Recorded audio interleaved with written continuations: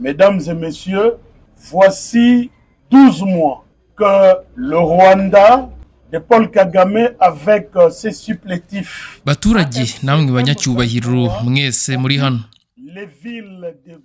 Ubu hashize amezi 12 u Rwanda ruyobowe na Paul Kagame kukabije kandi rihoraho ry'uburenganzira bwa muntu. Turi mu kinyejana cya 21. Nta mpamvu n'imwe ya politike ijya yaba imeze ite yakwemera ko ubuzima bw'abaturage b'inzirakarengane, uburenganzira bwabo, ubwisanzure bwabo n'imitungo yabo bihonyorwa. Ibyavuzwe ngo intwaro nizo zitegeka bigaragaza ukuri kubabaje. Abaturage nibo bakomeza kubigwamo. Uyu munsi turangije inama y'akazi yahuje Minisiteri y'Uburenganzira bwa Muntu, Komisiyo y'Igihugu n'Uburenganzira bwa Muntu n'abahagarariye sosiyete sivile barimo Kaje n'umuryango mushya wa sosiyete sivile y'Abanyekongo. Muri iyo nama twatangaje ko amatsinda yacu yamaze gutangira gusuzumana no gusesengura uko uburenganzira bwa muntu bwahonyowe mu mijyi ya Goma na Bukavu mu gihe cy'amezi 12 yo kwigarurirwa. Muri icyo gihe twakiriye buri munsi ibirego n'ubuhamya by'abiboneye ihohoterwa. Twakiriye ubuhamya bw'abahohotewe ubwabo, twakusanyije raporo z'umuryango w'abibumbye cyane cyane izibi bihuriweho by'umuryango w'abibumbye bishinzwe uburenganzira bwa muntu, ndetse zimwe muri zo zikaba zaraganiriweho ku rwego mpuzamahanga i Genève.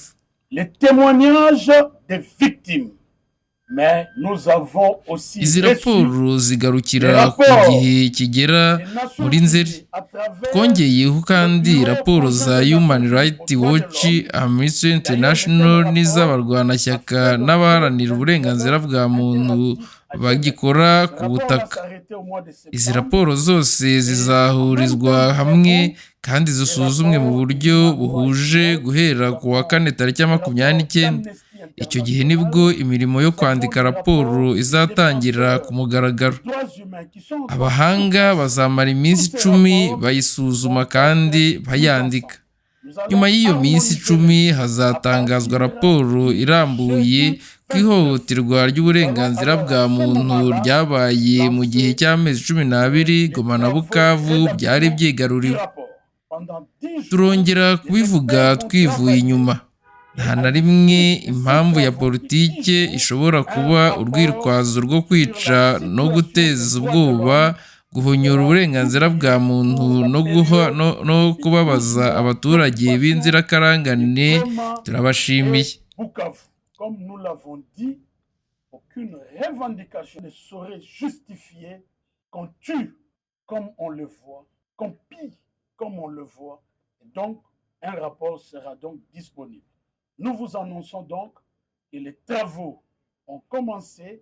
Le lancement de la rédaction du rapport aura lieu le jeudi 29 et ça prendra 10 jours. Nous vous remercions.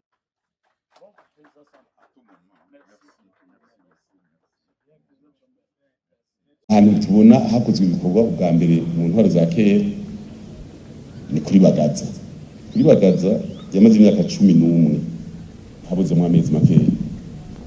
Mu Burundi ingomero umuyagankuba, izo nzinga zose mubona zitwara umuyagankuba za kera atari zive zikaza n'ubu zakoze kuri Bagaza nyinshi.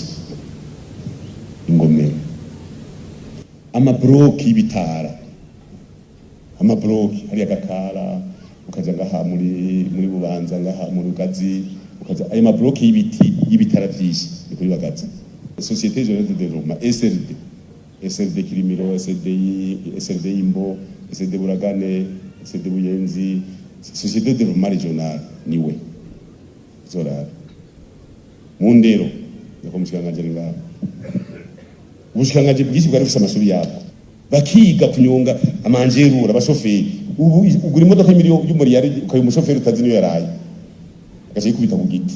Birababaje kubona tuvuga tuti ejo dukeneye imodoka 5,000 z'amaromoro kizwara umuyimbi Dar es Salaam ziko turigisha abashoferi muri nta ekore ya telekomunikasiyo ari Bujumbura za paramedicale ubuganga ubuvuzi ziyashize ibintu bworozi ya zikarusi za magwa n'ibindi ugasanga mu gisata cyose hari abagikoreramo je twagize kuganira nawe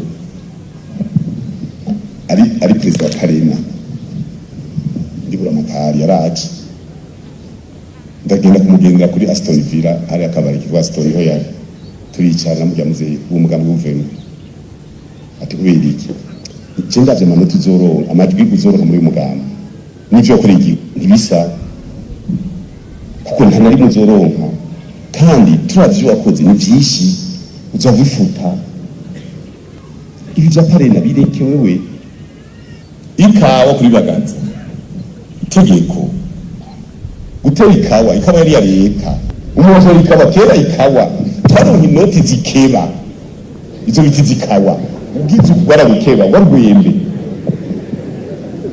ubu inoti zishasha ziraza ukavuga uti mwe twashoye ikawa zivuye ikawa igenze gushoka nta noti zishasha ziriho zikawa mwene gihugu baravuga bati ikawa umwana aza kwishura mu kwicenda umuntu apfa mu kwindwi ya burutuntu kubera so ikawa twe dufise inoti zishaje twazibika mu mikebo twagenda kukabisha izikawa turabakuru turavugana nyine niba yahembe tuyishitegereze rero turikiyo birabamwe oya turikiyo none mu gihe kera wafu kubona imodoka mu joguri kawa shasha tumenye